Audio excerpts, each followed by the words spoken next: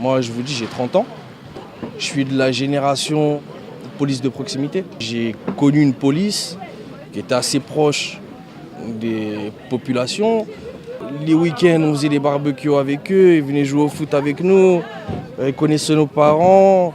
Des fois, on les croisait sur la route, quelque part, ils nous ramenaient à la maison. Bon, il y a ce qui s'est passé, le gouvernement il a changé, voilà.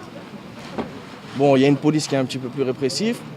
Et là, moi, ce que je constate, c'est que c'est plus une police qui est engagée par le cœur, mais par vengeance.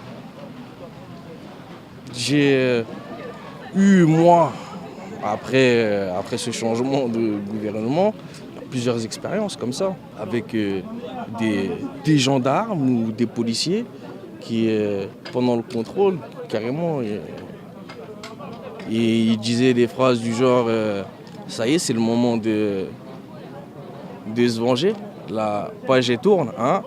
Il y a une époque, voilà, donc les comportements ils ont changé. Et là, ce qu'on voit en 2007, c'est qu'il y a eu une violence qui existait déjà, mais qui cachait. Et que maintenant, ils ne cachent plus. C'est ouvert, c'est à la vue de tout le monde et ils assument en plus. Dès que la police de proximité elle a changé, le racisme il a apparu tout de suite. Dans les relations, je vous dis, j'ai l'impression qu'ils ont fait venir une police du Troisième Reich, ils les ont ressuscités ou je sais pas qu'est-ce qui s'est passé, les contrôles.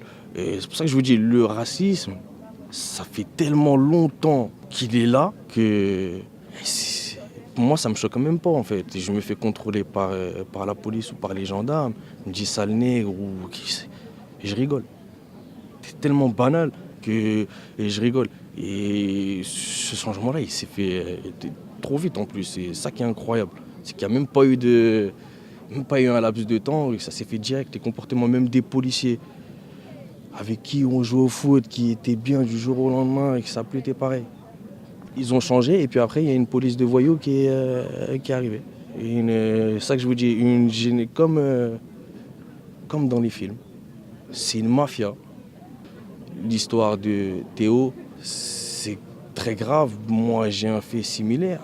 Je me suis fait embarquer avec deux amis à moi. J'avais 19 ans à l'époque. Et on s'est fait contrôler dans un souterrain. J'ai un ami qui avait acheté un poste de voiture, donc il voulait le monter. Et comme c'est quelqu'un de très minutieux, il garde toutes ses factures.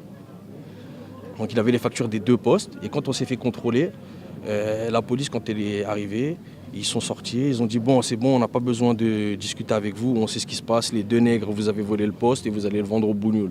Ça a commencé comme ça le contrôle, donc on a dit bah vas-y ok, il n'y a pas de problème. On a tous nos papiers d'identité, mais c'est pas suffisant, il faut faire une vérification plus poussée, donc on va au commissariat. Donc ils appellent 3 véhicules blindés, donc on est chacun dans une voiture et sur le trajet du garage jusqu'au commissariat, chacun il a pris pour sa part. Dans la voiture.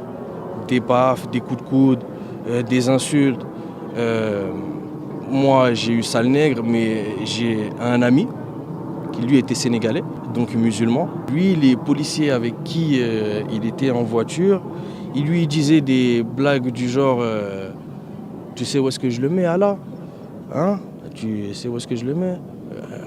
Mon pote, il répond pas, il lui disait des trucs, je le mets à la poubelle. À la poubelle, des blagues comme ça. Donc on arrive en garde à vue. Nous, on s'est dit quoi, vu qu'on est en règle, qu'il n'y a rien à se reprocher, 15-20 minutes, une demi-heure, allez au pire, 1 heure, on est sorti. Les heures, elles commencent à défiler, donc on commence un peu à se plaindre. Et dans la nuit, on a eu la visite de petites équipes qui sont venues pour discuter avec nous un petit peu. Donc on s'est fait cogner. Donc je vous dis, ça c'était commun. Moi, je suis un ancien fumeur. Donc ça m'est arrivé de me faire contrôler plusieurs fois. Et que la police, ils me prennent ce que j'ai sur moi et qu'ils le mettent dans leur poche.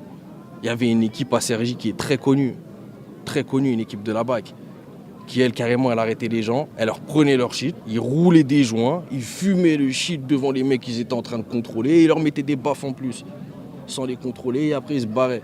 Les crapuleries de la police aujourd'hui, je vous dis, ça y est, on les connaît. Ce qui est dramatique, c'est qu'il y a Zied Bouna en 2005, il y a Adama, il y a Théo juste derrière, et les gens, ils ouvrent pas les yeux. Ils voient pas ce qui est en train de se passer, ils voient pas vers quoi on va. C'est incroyable qu'aujourd'hui, les médias, en tout cas certains médias, plus certains politiques, ils arrivent à manipuler une partie de la population comme s'il n'y a que la banlieue qui a toujours créé des problèmes en France. Et tout à l'heure, je disais à une de vos collègues, mai 68, c'est pas les banlieues. Et mai 68, c'est pire que 2005. Donc à un moment donné, oui, ça brûle, mais ça brûle pas pour rien. Ça brûle pas pour rien. Et je vous dis que c'est le minimum. C'est le minimum que les mecs, ils brûlent des voitures chez eux. Une partie de la jeunesse, faut pas oublier, c'est des enfants encore. Vous voulez les calmer, pourquoi? On va leur dire quoi? Faites pas ça sert à rien. Calmez, derrière il y a Théo.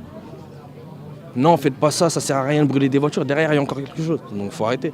On demande aux jeunes de banlieue d'être des hommes. Il n'y a pas de problème. Il n'y a pas de problème.